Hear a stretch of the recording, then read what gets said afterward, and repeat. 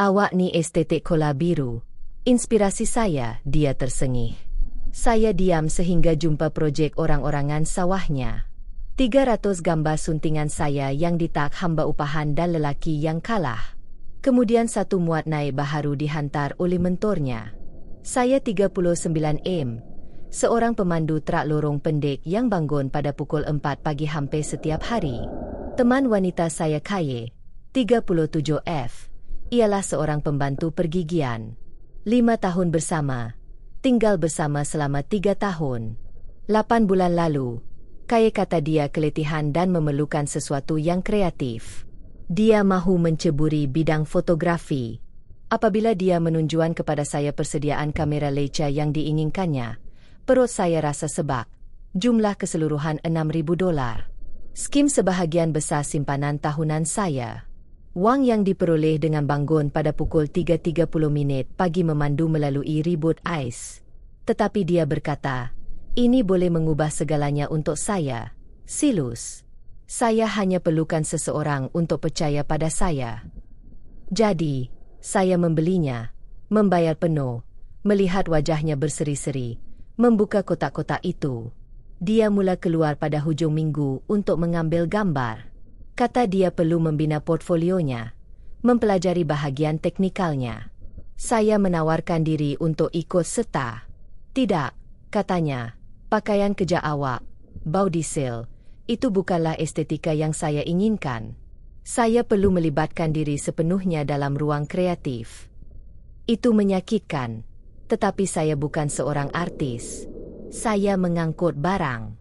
Jika kehadiran saya mengganggu prosesnya, saya boleh menerimanya. Kemudian dia mula menyebut Zen Sterling, seorang jurugambar bebas yang membimbingnya. Dia akan keluar bersamanya pada hujung minggu selama 6-7 jam pada satu-satu masa. Saya menyokong. Apabila dia memerlukan kad memori atau ingin menyewa ruang kerja untuk mengedit, saya menanggungnya. Minggu lepas, saya pulang awal dan pergi ke komputer kongsi kami untuk mencetak risit cukai. Mengklik melalui folder, saya menemui satu yang tertanam dalam-dalam. Projek orang-orangan sawah. Saya membukanya. 300 image. Tiada satu pun yang merupakan lanskap. Kesemuanya adalah saya. Saya tidur di sofa selepas shift. Mulut ternganga.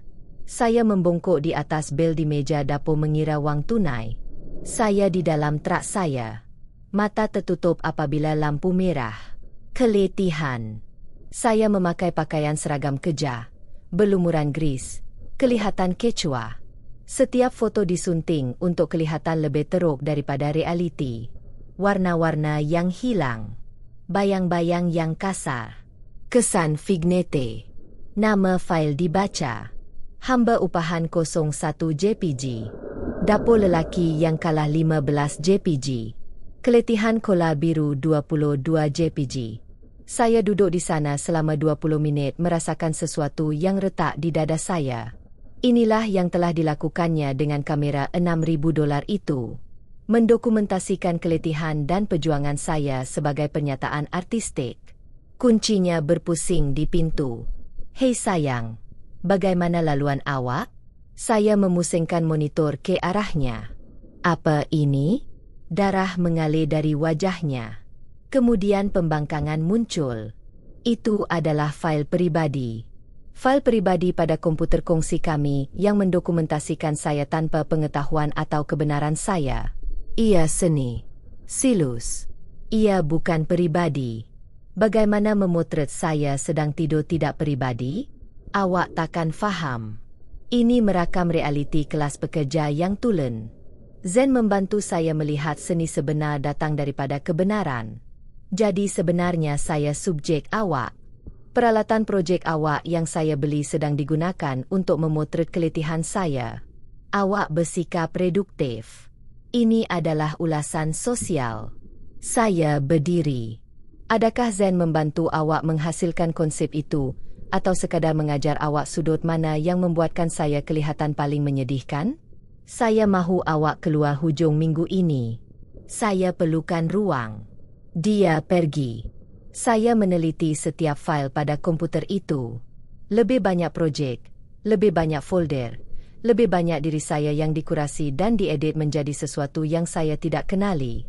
Lelaki dalam foto-foto itu kelihatan putus asa, hancur, terperangkap. Mungkin begitulah caranya dia melihat saya. Mungkin itu sahaja diri saya. Kemas kini 1-2 minggu sejak saya menemui foto-foto itu. Terima kasih atas semakan reality. Reddit.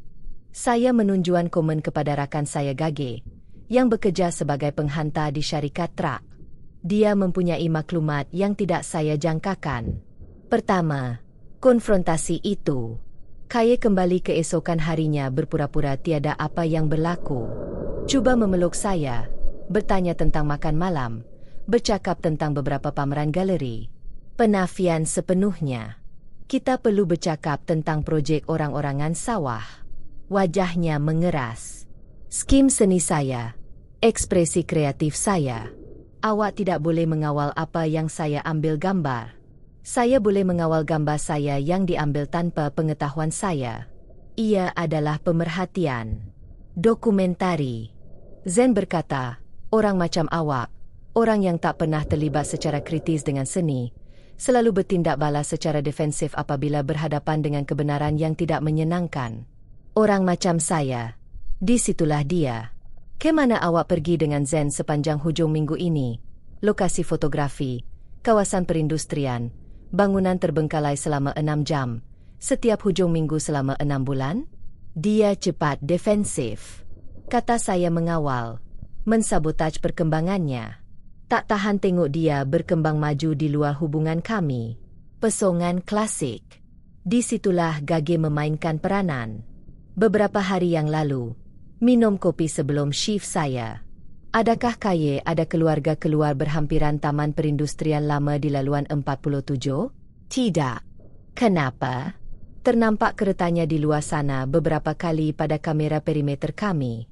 Biasanya petang hujung minggu apabila awak berada di laluan. Semuanya berjalan lancar. Ekspedisi panjang yang enggan membenarkan saya datang. Mentor misteri itu. Saya kenal laluan 47. Gudang tekstil lama yang terbengkalai selama bertahun-tahun. Artis grafiti menggunakannya. Juru gambar sukakan estetika. Saya tidak dijadualkan pada hari Sabtu. Beritahu Kaya bahawa saya telah memilih laluan tambahan. Dia nampak lega. Kata dia ada penggambaran lain dengan Zen. Saya mengikutinya terus ke gudang itu. Zen sudah pun berada di sana. Saya meletakkan kereta di jalan masuk. Berjalan dengan senyap. Terdengar suara-suara bergema dari dalam. Mereka telah menyediakan studio fotografi lengkap, lampu profesional, latar belakang, peralatan yang saya tidak pernah lihat dia bawa pulang. Kaya bergambar bogel sementara Zen mengambil gambarnya. Tetapi lebih teruk lagi, dia menggunakan baju kerja saya, baju seragam saya yang sebenar dengan nama saya dijahit padanya. Dia akan menutupi dirinya, mengangkatnya semasa bergambar, meletakkannya di atas tanah, dan bergambar di atasnya. Zen mengarahkannya. Lebih banyak penghinaan dalam ekspresi Anda seperti Anda sedang melihat sesuatu di bawah Anda. Sempurna. Skim konsepnya. Kecantikan yang dikekang oleh kebiasaan biasa, kemudian melepaskan diri. Kisah Anda sangat hebat. Kayak kisah saya. Dia telah mengubah hubungan kami menjadi kisahnya. Saya menjadi prop. Saya tidak menyerbu masuk. Mengambil gambar dengan telefon saya. Mendokumentasikan semuanya, kemudian pergi. Apabila dia pulang ke rumah malam itu, bagaimana penggambaran itu? Bagus. Dapat gambar yang menarik di lokasi perindustrian. Cahayanya sempurna. Apa yang Anda lakukan bergambar? Perkara-perkara berkaitan kerosakan bandar, seni bina, teksto. Berbohong tepat di muka saya. Tersenyum sambil melakukannya. Saya duduk di sana memandangnya. Wanita yang saya cintai selama 5 tahun ini, yang telah saya danai dengan simpanan saya, yang telah menggunakan identiti kerja saya sebagai bahan seni sambil bercinta dengan mentornya di gudang terbengkalai. Saya gembira awak membuat kemajuan, kata saya. Dia kelihatan lega, mencium dahi saya. Pergi mandi. Saya tidak bodoh. Ini lebih besar daripada menipu.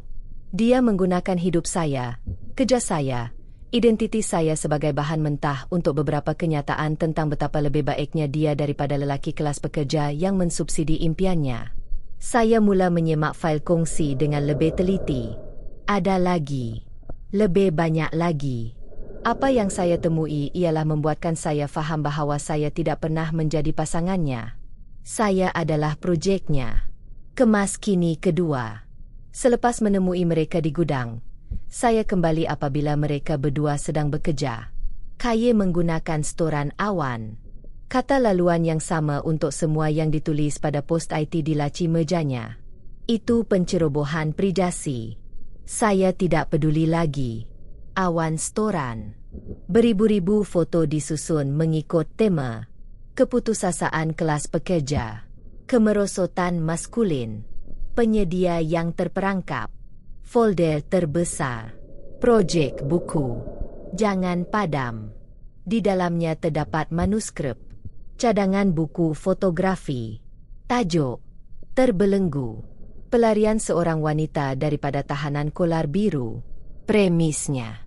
Dia menghabiskan 5 tahun dengan seorang lelaki kelas pekerja yang mewakili segala-galanya yang menghalangnya. Buku itu mendokumentasikan kebangkitan emosi dan artistiknya apabila dia menyedari bahawa dia berhak mendapat lebih daripada batasan kewangan dan genangan intelektual. Contoh halaman dengan gambar saya sedang tidur. Kapsyen yang menggambarkan bagaimana saya mewakili kematian cita-cita. Foto apartmen kami sebagai penjara kepuasan wilayah. Gambar trak saya, but kerja, kad masa, semuanya dibingkai sebagai bukti perangkap. Tetapi di sinilah ia beralih kepada cerita penderaan jenayah yang direka-reka sepenuhnya. Dia mendakwa saya mengasingkannya daripada rakan-rakan. Saya menggalakkannya untuk berjumpa dengan orang ramai. Dialah yang berhenti menghubungi. Dia mendakwa saya mengawal kewangan dan memastikan dia bergantung. Saya membayar semuanya kerana dia berkata dia sedang bergelut. Dia mendakwa saya manipulatif secara emosi dan akan menghukumnya dengan diam. Masa apabila saya bekerja shift berganda dan pulang ke rumah terlalu letih untuk bercakap. Dakwaan terburuk saya menjadi mengancam secara fizikal semasa pertengkaran tentang wang. Ini tidak pernah berlaku. Kami tidak pernah menyuarakan pendapat tentang kewangan. Fiksyen sepenuhnya. Kemudian saya menemui punca sebenar. Permohonan geran seni. 50,000 daripada Majlis Seni Serantau untuk projek dokumentari yang menonjolkan ketidaksamaan sosial dan pemulihan penderaan rumah tangga. Permohonan itu menggunakan nama sebenar saya, tempat kerja saya, butiran pengenalan. Ia meletakkan Kaye sebagai mangsa penderaan yang menggunakan terapi seni dengan Zen sebagai mentor sokongan. Mereka mengemukakan 6 minggu lalu. Masih belum selesai. Jika mereka mendapat geran itu, ia bukan sekadar wang. Ia memasukkan saya ke dalam rekod awam sebagai pendera. Berbohong kepada majlis seni untuk keuntungan kewangan. Memusnahkan reputasi saya untuk membina kredibilitinya. Saya mendokumentasikan semuanya. Memuat turun setiap fail, mengambil tangkapan skrin, menyimpan email antara dia dan Zen membincangkan strategi. Email Zen, sudut penderaan skim yang akan menjadikan ini kompetitif. Semua orang mempunyai kisah teman lelaki kelas pekerja. Kaye, awak betul. Saya perlu berhenti meminimumkan pengalaman saya. Dia mungkin tidak memukul saya, tetapi penderaan emosi tetap penderaan. Saya bersedia untuk mengatakan yang sebenarnya. Kebenaran? Dia menuduh ini dusta sebagai kebenaran. Saya menyimpan semuanya ke 3 pemacu USB. Lokasi berbeza. Menghantar salinan ke email peribadi saya. Kemudian saya memasang perisian pemulihan. Menemui fail yang dipadam. Mesej antara dia dan Zen sejak 8 bulan yang lalu. Draft terdahulu adalah dakwaan penyalahgunaan yang lebih ekstrem sebelum Zen berkata, untuk mendailnya semula supaya kekal boleh dipercayai. Pecahan bajet. Zen mendapat 20,000 sebagai kolaborator artistik. Kaye mendapat 25,000 sebagai pencipta utama. Baki $5,000 untuk kos penerbitan dan pameran. Mereka telah merancang ini hampir sepanjang masa dia mempunyai kamera itu. Kamera yang saya beli dengan wang yang saya simpan bekerja. Dia mengambil gambar untuk mengejek. Saya belum bersemuka dengannya lagi. Dia fikir semuanya normal. Sangat penyayang kebelakangan ini. Mungkin fikir saya cukup bodoh untuk mempercayai pembohongannya, tetapi saya tidak bersemuka dengannya di rumah kerana dalam email tersebut. Dia merancang pameran kecil di kafe seni tempatan dalam masa 2 minggu. Pratonton projek buku untuk komuniti seni. Dia telah menjemput ahli jawatan kuasa geran, asbar tempatan, semua orang dalam kolektif seninya. Dia merancang untuk mendedahkan pembohongan ini secara terbuka di hadapan calayak dengan saya sebagai penjahat kisah penebusannya. Jadi, disitulah saya mengakhiri ini. Bukan di apartemen kami. Bukan dalam pertengkaran peribadi yang boleh diputar-belipkannya nanti di hadapan semua orang yang cuba dipujinya. Saya ada 2 minggu dan saya ada setiap risit, setiap penyata bank, setiap bukti yang menunjukkan siapa yang membiayai impiannya dan apa yang dia lakukan dengan peluang itu. Kemas kini terakhir. Acara itu diadakan di kedai kopi bergaya ini yang berfungsi sebagai galeri seni, bata terdedah, pencahayaan industri, tempat di mana kopi biasa berharga $6. Kaye telah merancangnya selama berminggu-minggu, walaupun dia tidak banyak memberitahu saya mengenainya. Kata ia adalah perkara kecil, hanya rakan sekejap. Tiada apa yang saya minati. Saya tetap hadir. Memakai pakaian tercantik yang saya miliki, seluar jeans gelap, kemeja butang yang saya simpan untuk acara keluarga, boot saya yang bagus. Saya mahu kelihatan seperti diri saya yang sebenarnya, bukan karikatur keletihan dalam gambarnya.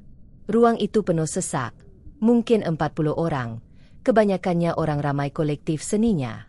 Banyak pakaian hitam, cermin mata mahal, jenis kasual yang disengajakan yang lebih mahal daripada bel runcit mingguan saya. Zen juga ada di sana, bermain hos di samping Kaye. Kedua-duanya bersinar dengan perhatian. Foto-fotonya dilekatkan di dinding, cetakan besar, dilukis secara profesional.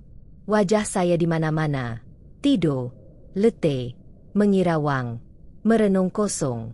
Setiap satu mempunyai sepanduk dengan tajuk dan penerangan.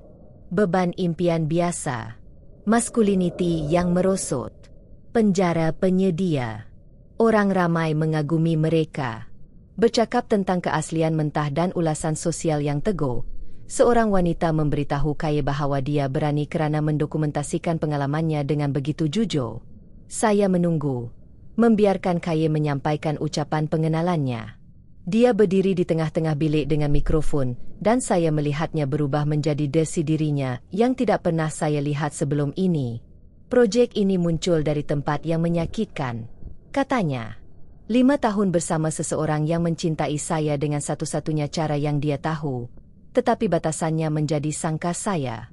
Foto-foto ini mendokumentasikan realiti itu, keletihan, ya, tetapi juga peletakan jawatan, penerimaan kehidupan yang kecil, dan kesedaran saya bahawa saya berhak mendapat lebih daripada apa yang boleh ditawarkan oleh maskuliniti kelas pekerja kepada saya.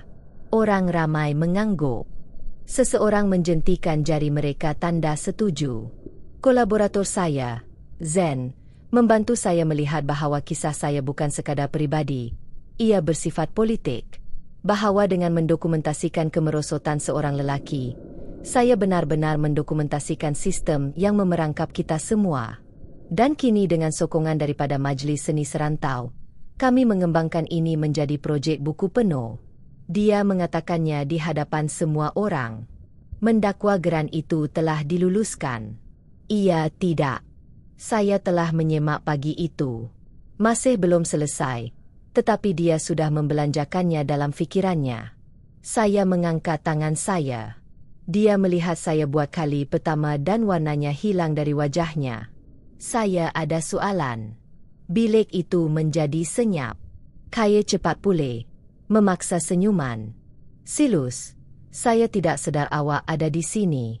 Saya ingin melihat apa yang awak lakukan dengan peralatan kamera yang saya belikan awak.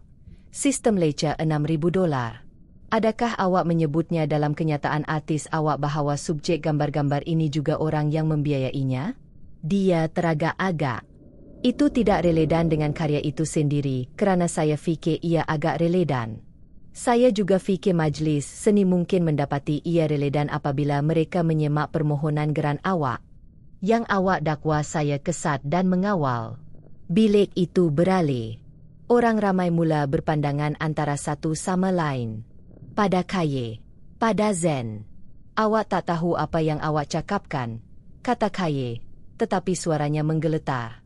Saya ada manuskrip itu, keseluruhan cadangan buku yang dimuat turun dari setoran awan awak. Yang awak mereka-reka cerita tentang penderaan emosi dan pengasingan untuk menjadikan projek awak lebih menarik kepada jawatan kuasa geran. Zen melangkah ke hadapan. Awak menggodam fail peribadinya. Itu menyalahi undang-undang. Tidak lebih menyalahi undang-undang daripada memfailkan tuntutan penderaan palsu untuk keuntungan kewangan atau menggunakan imej seseorang secara komersial tanpa persetujuan atau memohon geran dengan cerita saab yang direka-reka. Saya mengeluarkan telefon saya, menyambungkannya ke sistem pembesar suara Bluetooth Cafe, yang sama yang mereka gunakan untuk muzik latar belakang. Pemiliknya mula membantah.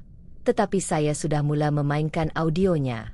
Ia adalah perbualan antara Kaye dan Zen yang dirakam pada telefonnya semasa salah satu sesi gudang mereka.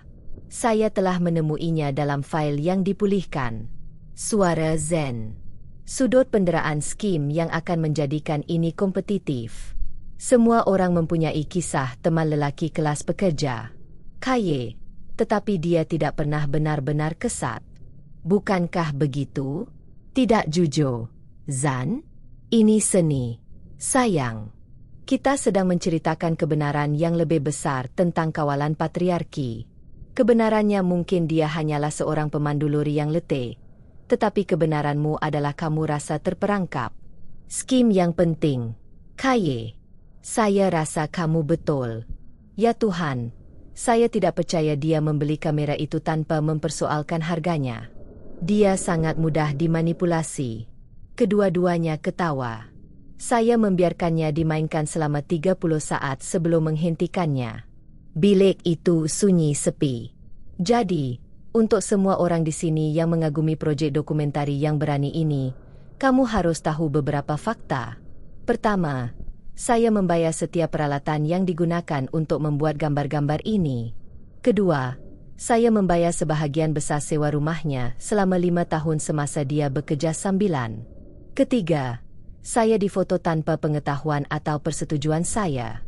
Dan keempat, dia sedang menipu majlis seni dengan mendakwa penderaan yang tidak pernah berlaku. Saya mengeluarkan sebuah folder. Di dalamnya terdapat penyataban bercetak, risit, setiap dokumentasi yang telah saya kumpulkan.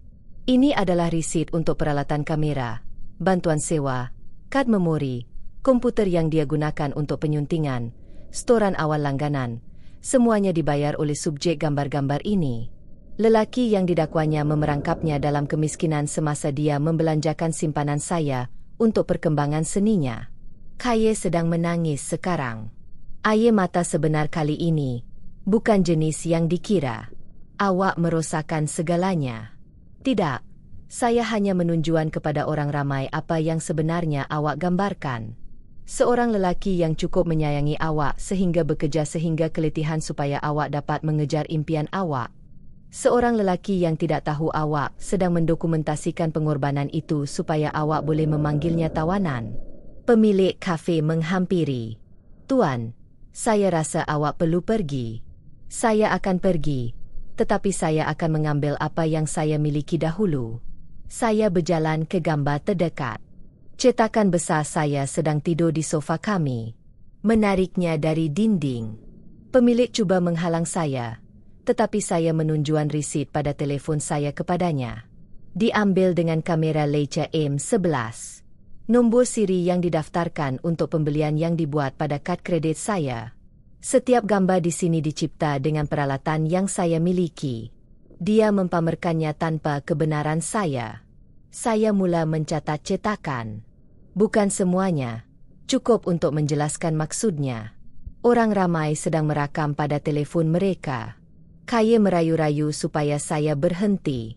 Zen telah menghilangkan diri. Saya melihatnya menyelinap keluar dari pintu belakang sebaik sahaja saya mula mengemukakan bukti. Sebelum saya pergi, saya meletakkan kad perniagaan di kaunter. Maklumat peguam saya untuk majlis seni atau sesiapa sahaja yang berminat dengan kebenaran di sebalik projek ini. Semua bukti didokumenkan dan tersedia untuk disemak. Kemudian saya membawa timbunan gambar itu ke trak saya dan memandu pergi. Itu malam tadi.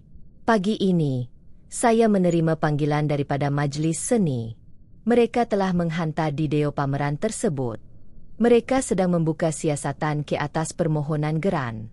Nampaknya mereka memandang serius penipuan. Peguam saya juga menelefon dan berkata Kelly cuba mendakwa saya mencuri karya seninya. Dia ketawa apabila saya menghantar risit yang menunjukkan saya memiliki peralatan tersebut. Tidak pernah menandatangani pelepasan model dan mempunyai dokumentasi dia, mengakui dakwaan penderaan itu direka-reka. Saya juga menerima mesej daripada Gage. Dia telah mendengar tentang apa yang berlaku. Berita tersebar pantas dalam sebuah komuniti kecil dan mahu saya tahu bahawa sekumpulan lelaki dari syarikat itu telah mengambil satu koleksi. Mereka mengumpulkan $1,500 dan mendermakannya atas nama saya kepada sebuah organisasi belia tempatan yang mengajar fotografi kepada kanak-kanak berpendapatan rendah. Jadi kamera yang awak beli itu sebenarnya ada kebaikannya. Gage menghantar mesej. TC artistiknya. Budak-budak tu akan jadikan sesuatu yang nyata. Itu hampir menghancurkan saya. Lagipun, mengetahui wang saya mungkin masih boleh membantu seseorang, cuma bukan orang yang saya inginkan. Itu bermakna sesuatu. Saya takkan kembali ke apartemen itu. Saya sudah menghubungi tuan tanah tentang membatalkan pajakan lebih awal. Dia juga ada urusan, jadi dia boleh memikirkan perumahannya sendiri.